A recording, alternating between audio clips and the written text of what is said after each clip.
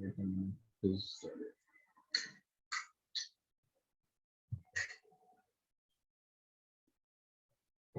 Okay, so right topic, that is, anyone have any doubt from the previous lecture?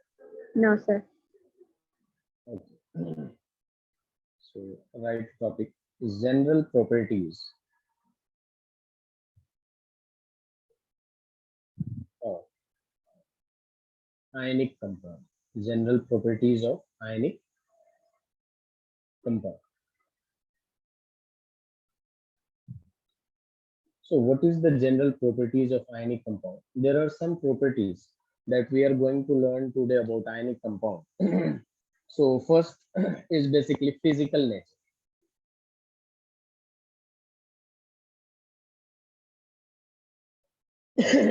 So what is its physical nature? Physical nature. Generally, ionic compounds are hard and in solid state, you can say. Generally, they are hard because you saw that there will be ions formed positive and negative, and we know that opposite charges attract each other. So basically, there will be electrostatic force of attraction. There will be attraction between the oppositely charged, right? Like positive and negative charge will held each other strongly. So we can write ionic compounds are solid in nature, are solid, and hard. Why it is so? And hard because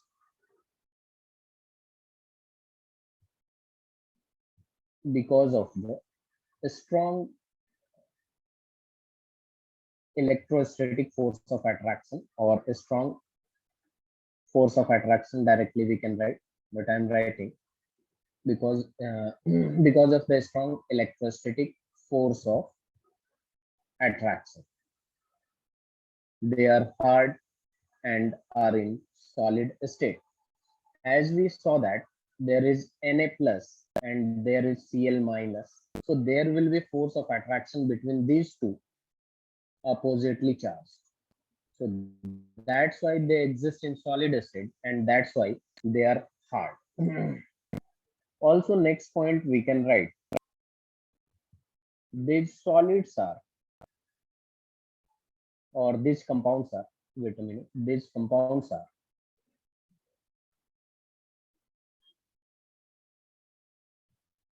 brittle. These compounds are generally brittle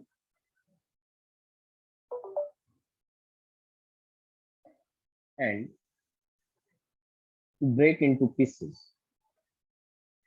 Break into pieces when pressure is applied. When pressure is applied. So questions from here can be asked like, why ionic compounds exist in solid state, or why ionic compounds are hard in nature? Because of the strong electrostatic force of attraction. Now, question can also be asked like, why ionic compounds are brittle, and what happens when pressure is applied on ionic compounds? Since they are brittle, so when pressure is applied, they break into pieces. So it is very simple to understand the physical nature of ionic compounds. It all depends, or it's all because of its force of attraction. That's why they exist in solid state and they are hard. And since they are hard, so when force is applied, they break into pieces. That's why they are called brittle. Is this point clear to everyone? Yes, sir.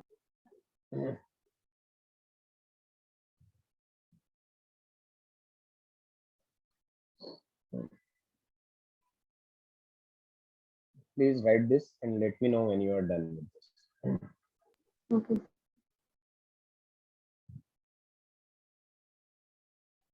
Abdullah, Martin, Arshia, and Hannah. Yes, sir. Please do respond. Yes, sir. Okay. Okay, sir.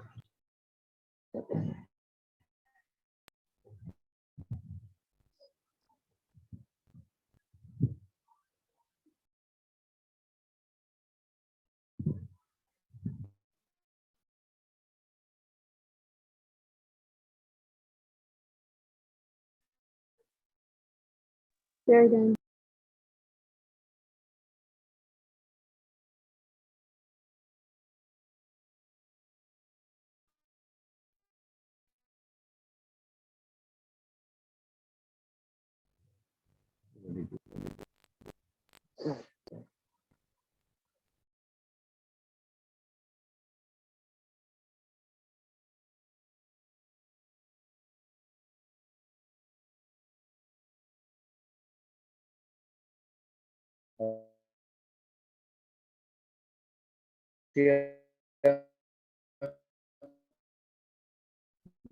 Sir, the board is not visible. It's probably because of my net. Visible. Yes. Is the screen visible, Sarah? Yes, sir, it's back. It's back. But sir, your voice is breaking.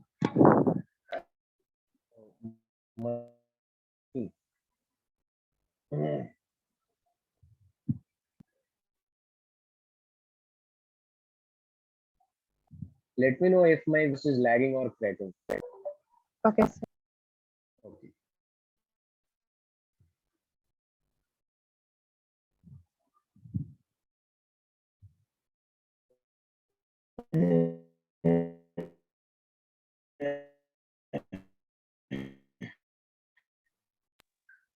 Sir, it is lagging. Sir, I can't hear you. And I can see the screen.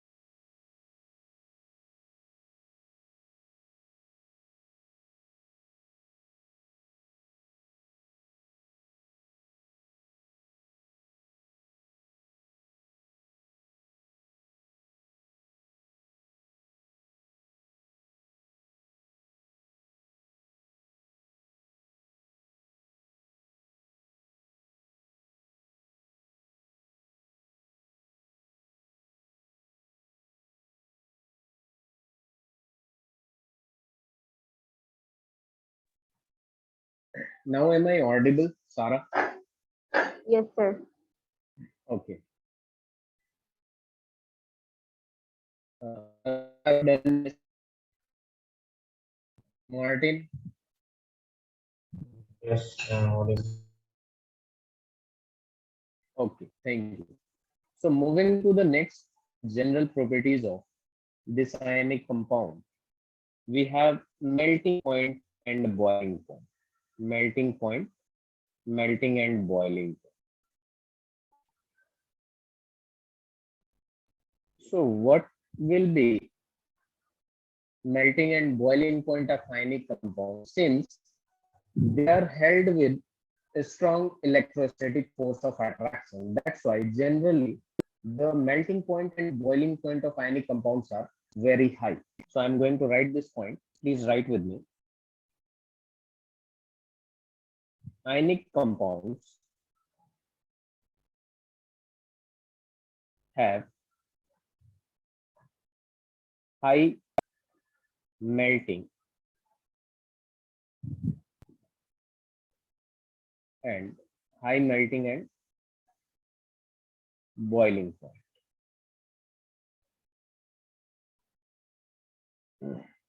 This is because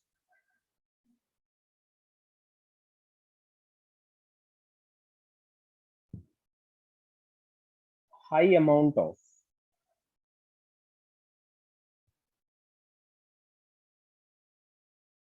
energy, high amount of energy is required to break the strong interionic, to break the strong interionic force of attraction, force of attraction. So it's very easy to understand. If you are going to boil an ionic compound, as we know that there will be force of attraction between the ions of oppositely charged. So in order to break that force of attraction, to change its state, we will require a lot of energy. That's why generally ionic compounds have high melting and boiling point.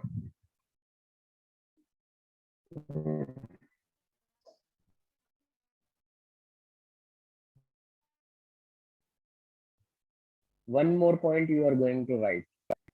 This ionic compounds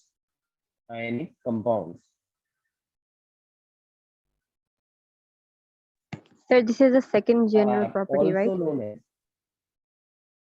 yes, this is the second general properties, and this is just a point. Ionic compounds are also known as electrovalent compound, is also known as electrovalent compound. Other name of ionic compound is electrovalent compound.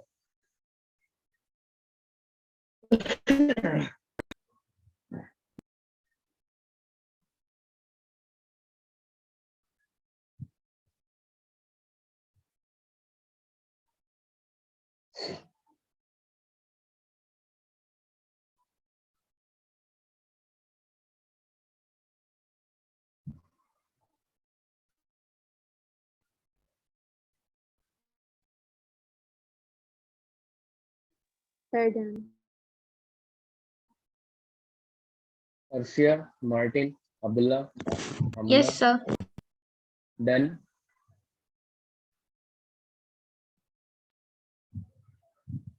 Arshia, are you done with this? Yes, sir. Okay, Yes, sir, finished, sir. thank you. Now moving to the third properties of this compound is it is basically solubility. Do you know what is solubility? So a substance which is soluble or a solute which is soluble in solvent, that property is known as solubility. Like if you are going to take NaCl, that is sodium chloride, and keep it or put it in a water, it will be soluble in that. So generally this ionic compound or ionic or electrovalent compound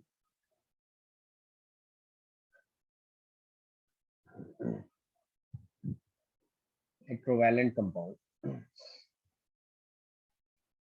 are generally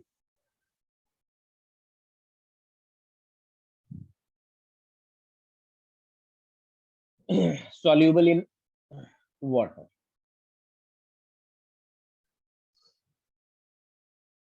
are soluble in water and insoluble. If you will do experiment this in your home, and these are insoluble in kerosene, in solvent such as kerosene, petrol, etc.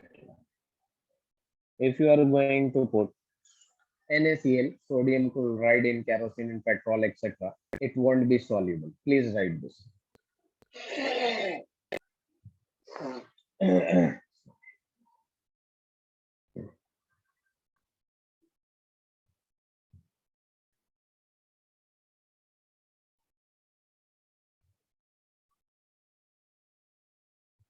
Sir, done. Very good. The last properties of this ionic compound is conduction of electricity.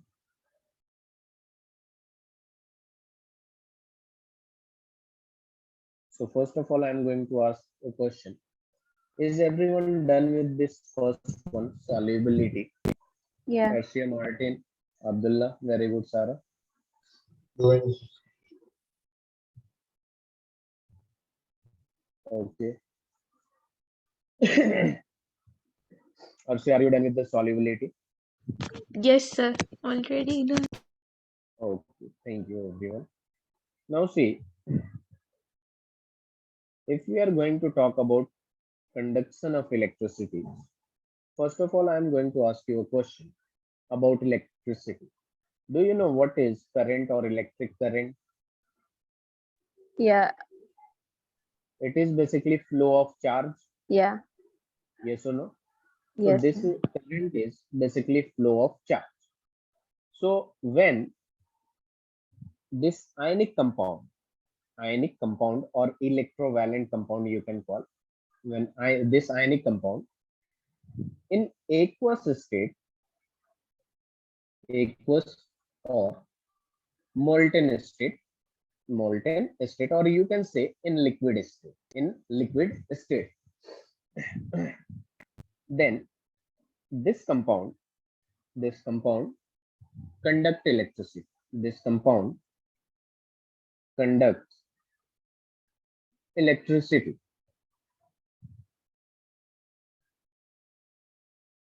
See what happens here when there is NaCl, there will be force of attraction between them, and they exist in solid state. But when this NaCl will put in a solution of water, this ion will break. Like it will be, this bond will be broken, and Na plus will be there, and Cl minus will be there. And you can see there is positive charge and negative charge. That means charge. Now this ionic compound is in the form of charge, and if you are going to pass electricity through this compound, it is possible, or it will travel through this charge, or with the help of this charge there will be flow of charge, this charge. And that's why ionic compound conduct electricity only in aqueous solution or molten state. But ionic compound does not conduct electricity in solid state. Why it is so? Because there is no free charge to move. There is no free charge to move. It's simple. But in aqueous state, free charge are available. Free charge, or you can say ions, carry the electric current. That's why in aqueous or molten state, ionic compound conduct electricity. But in solid state, they are tightly packed, so they cannot move. That's why they don't conduct electricity in solid state. Is that clear, everyone? Yes, sir.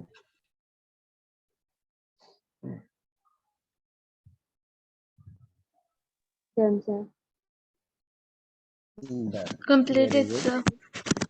Very good. Martin, are you also done? Amna? yeah. Very good.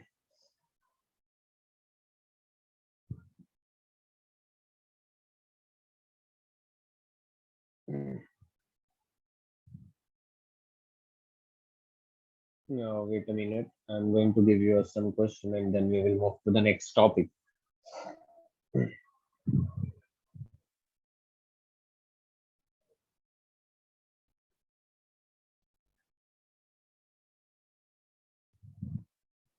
Okay. So,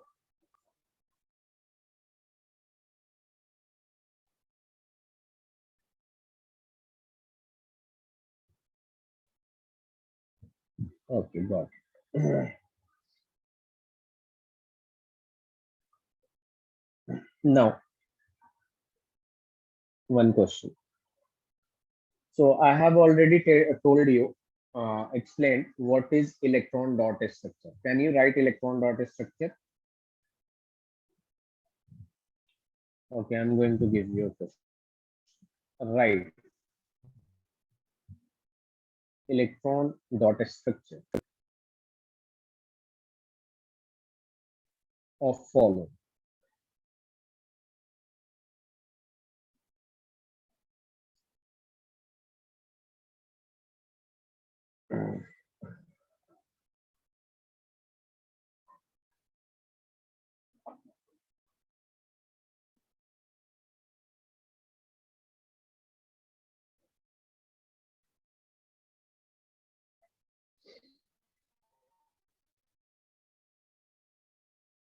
You are going to write the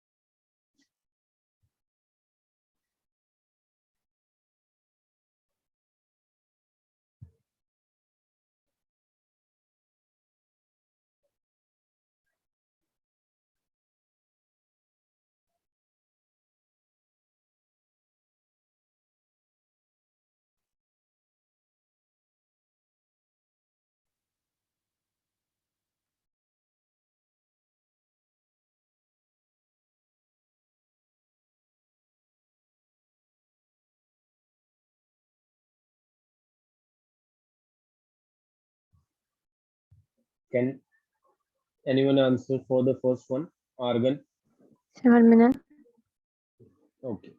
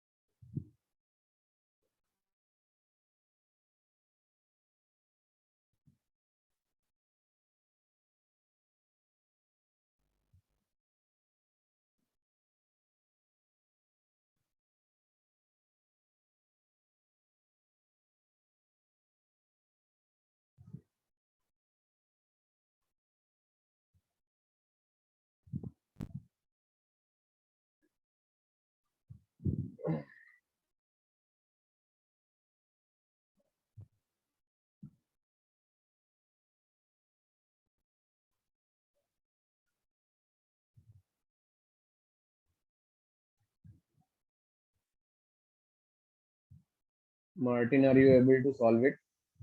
Yeah.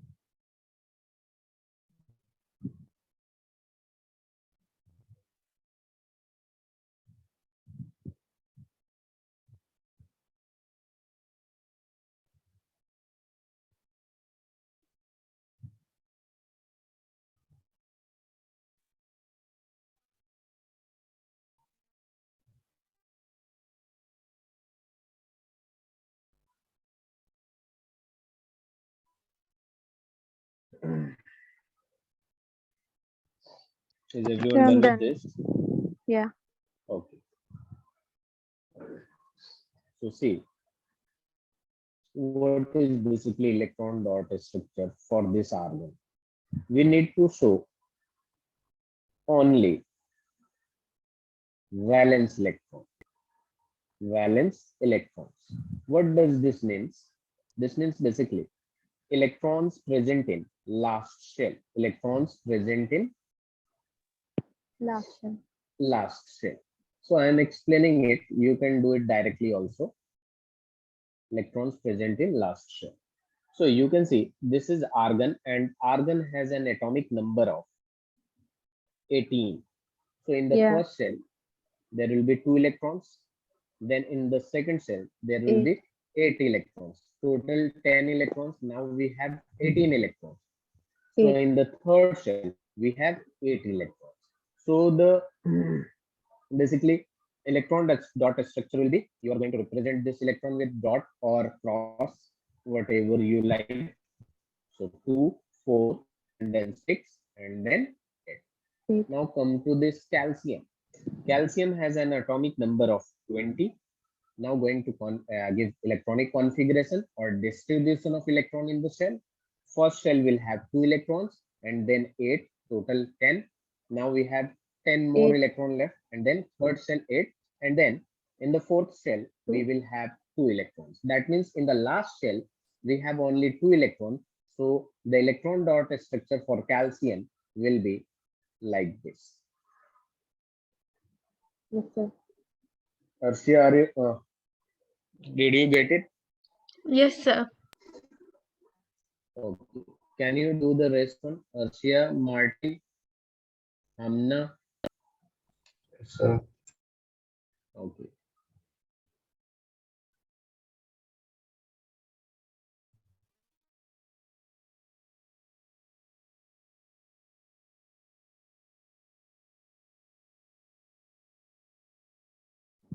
Sir, in this one, we don't have to minus it, the number from 8, even if it's bigger than 4,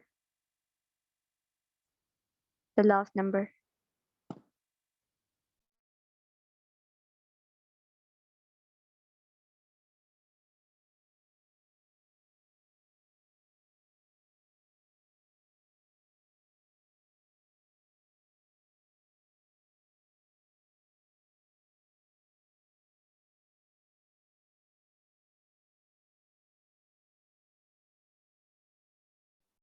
Sarah, are you there? Yes, sir. So basically we represent valence electron, not valency. Okay, sir. Okay. Yeah. Please do the rest one, then we will move to the next question. Sir, I'm done. In next class, almost we will this chapter will be completed almost. Everyone done with this? Yes, sir. Now I am going to write answer for aluminium. Aluminium will have 3 electrons in its outermost shell. So I'm going to write it like this. Phosphorus will have 5 electrons. I'm going to write it like this. And oxygen will have 6 electrons in its outermost shell. Martin, did you get the right answer? Please write it.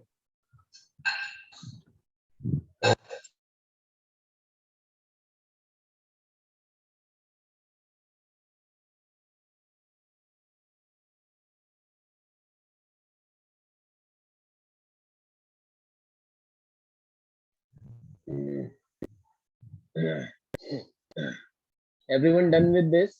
Or if anyone have any doubt in this, please ask me. No, sir. Okay, thank you. Arshia, Martin, can I move to the next slide?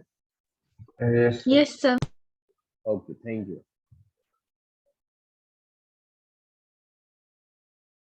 Now, the next question is from previous class. That is, show the formation of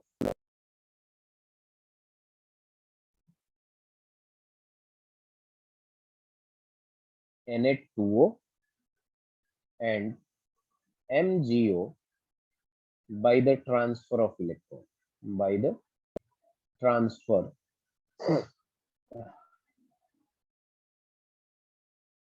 of electrons. I think you can do it easily.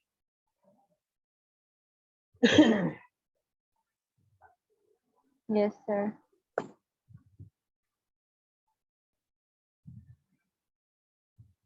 So can you just tell like what to do?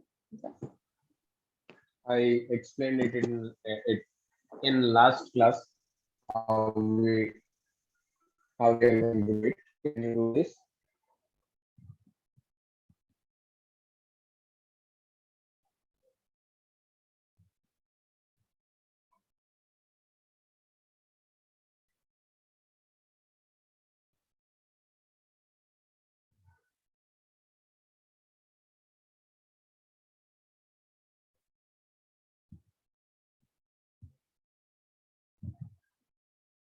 Sir, I understood.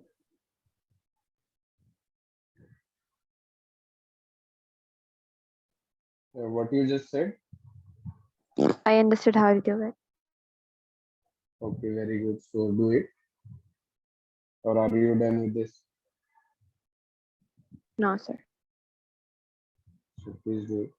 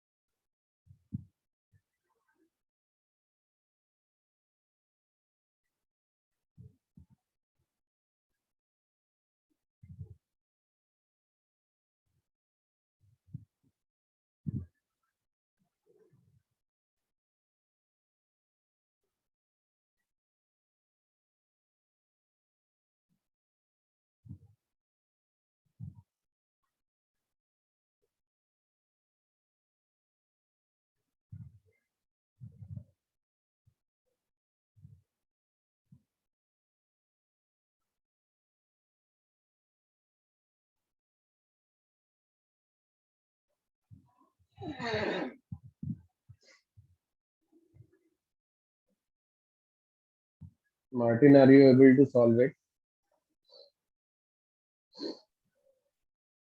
I'm trying. Okay. Arsia, what about you? Can you solve it? Yes, sir, I'm doing it. Okay. Hamna and Abdullah, you are not responding. So I need to send a message to your parents.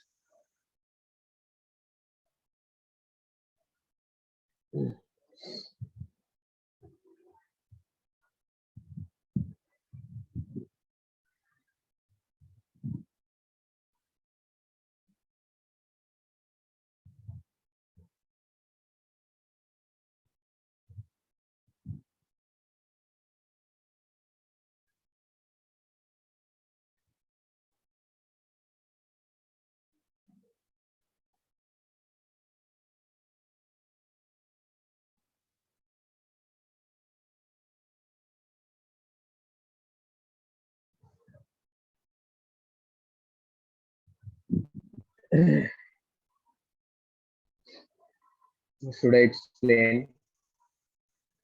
Or No, are sir, you just done 1 with minute. this? Just 1 minute. Okay.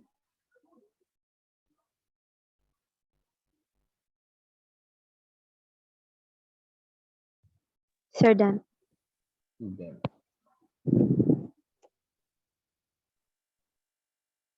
Now see, we are going to write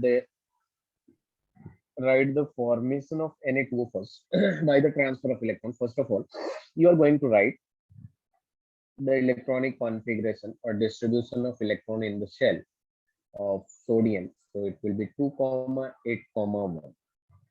So first of all, I'm going to show you Na will lose electron to gain its stability. Now this is 2,8,1 and this is 2,8, only. 2 and then 8 electrons.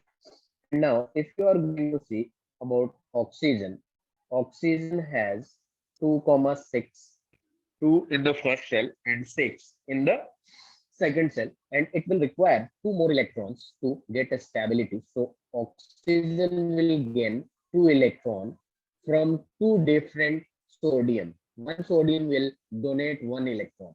So 2 sodium will be there to give electron to this, to give electron to this oxygen. And now it will be 2,8 and there will be -2 charge. So how we can write is very easy. Oxygen has 6 electrons. One sodium will be here. That is gonna donate its electron, valence electron, and one sodium here gonna donate its electron. So there will be Na plus, that is twice, and O minus 2. So this will form Na2.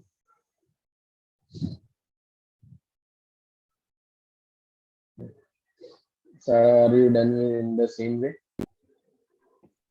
So I just didn't did the last one. I just wrote the answer like 2Na plus 0 minus 2 gives us Na2. Oh, So if it will comes in 3 marks question, we will do the same, right? yes, sir. So, that the answer depends on on the basis of marks. If it is in 1 marks that you wrote, if it comes in 1 marks, then you will get 1 marks. But if it will come in 3 marks, you will get only 1 marks. The basically marks depends on your steps, how much you are explaining the answer. Sir. So everyone done with this? This Yes, sir. part. What about this MGO? Yes, sir. I'm done.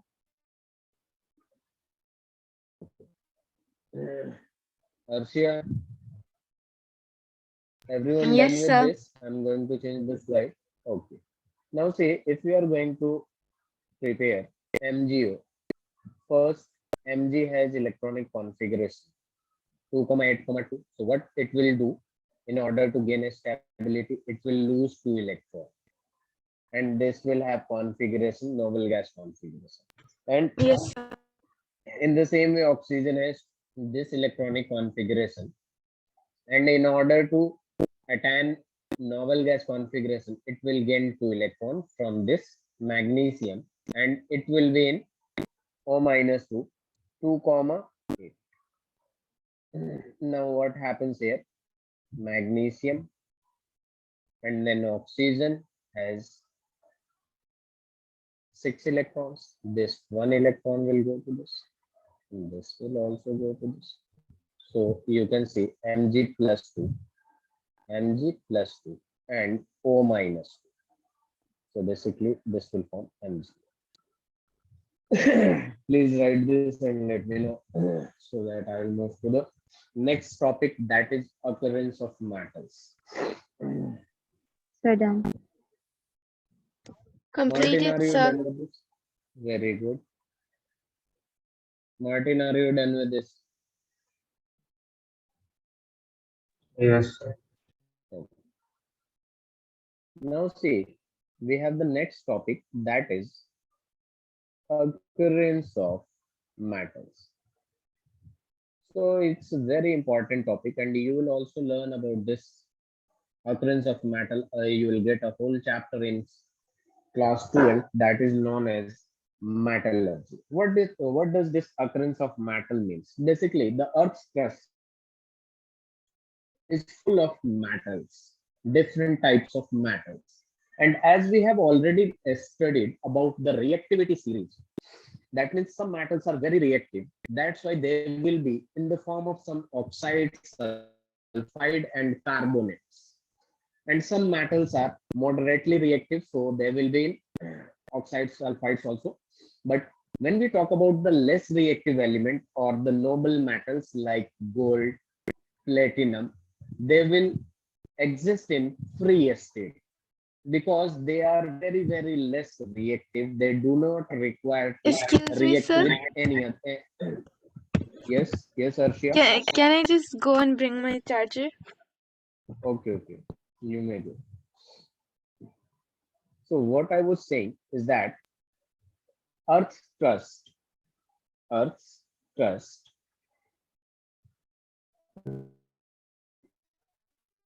is the major source of metals. Is the major source of metals. Now see, in some part, the existence of metals are very, very what we can say. The existence of metal in the compound is very high, and when we extract that metal profitably, that is called ore. So I'm going to write some definition about minerals and ores. So first of all, I'm going to write minerals, the definition for minerals. Write with me, please.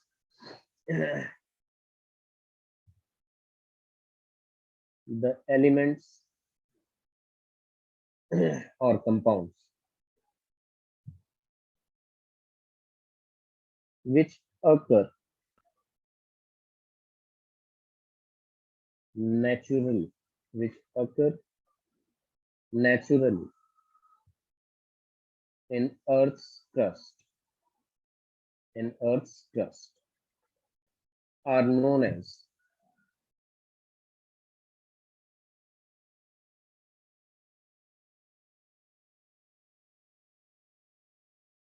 are known as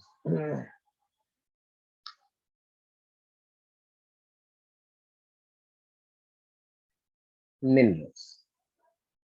So basically, any metals or the elements or compounds which occur naturally in Earth's crust, that is called minerals. Now, when we talk about ore, so it's very important to know the difference between ore and minerals. So first, I'm going to define it.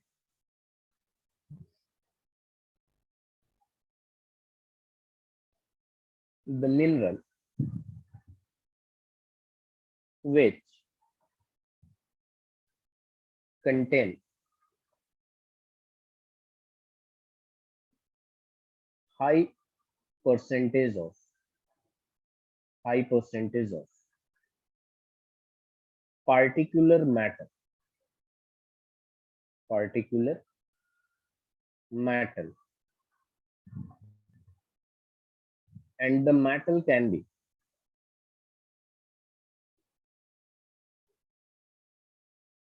profitably extracted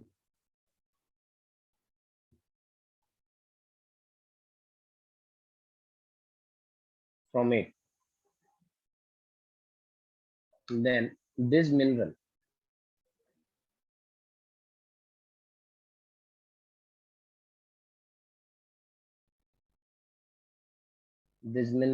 are called ores. So first of all, you are going to write it, then I will explain. What is mineral? So basically, any element or compound that exists in Earth's crust, that is called minerals. But what about ores? So basically, ore is mineral. And what is the difference between ore and mineral? Both are like same, but ores comes when from the mineral we extract metal profitably and conveniently. That mineral is only called ore. Are you getting my point? Yes. It's like business. You can think of like you have done, uh, you have invested 100 rupees and you got rupees 90. So this is mineral. And if you have, this is input and this is output. If you have invested 100 rupees and you got 150 profitably, that is only called ore.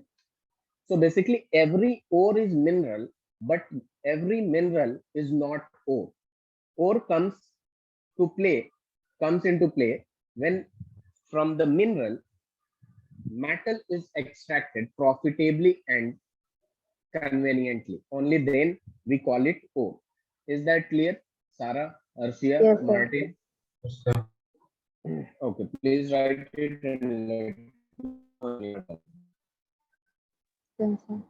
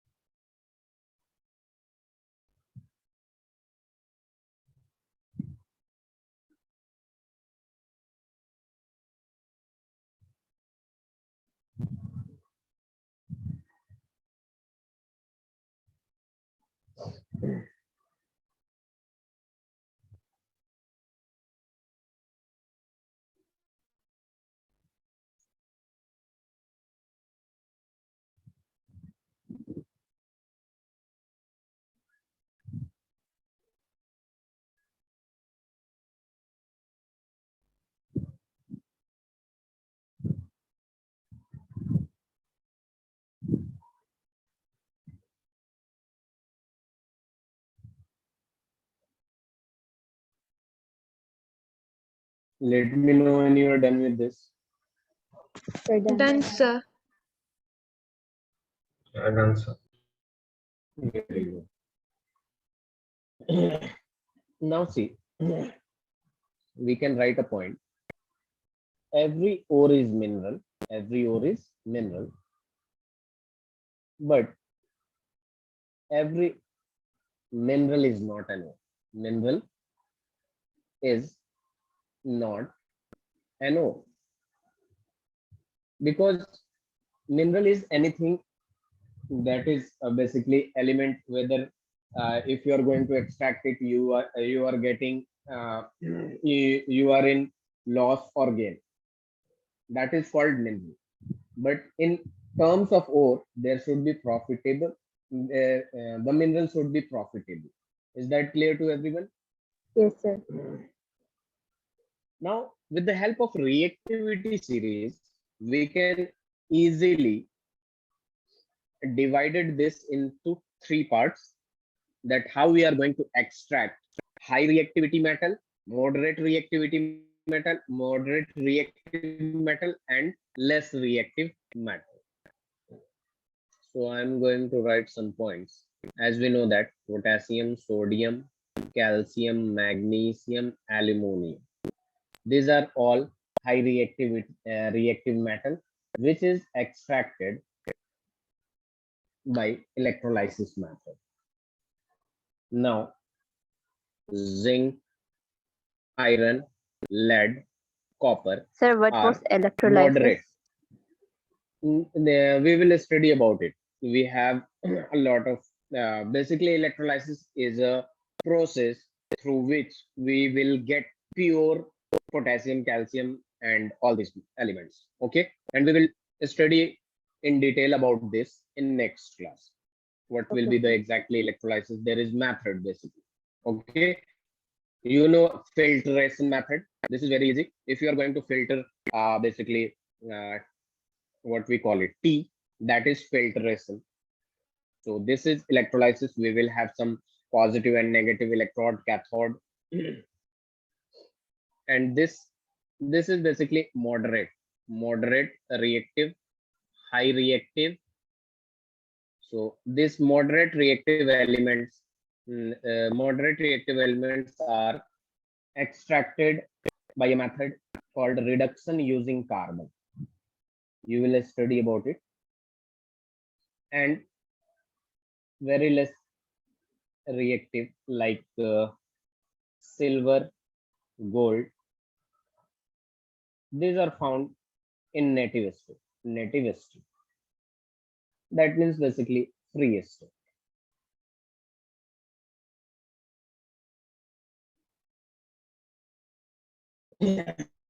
Powerful that we will study about it in the next class.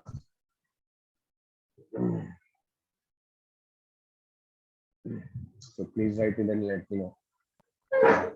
Done, sir.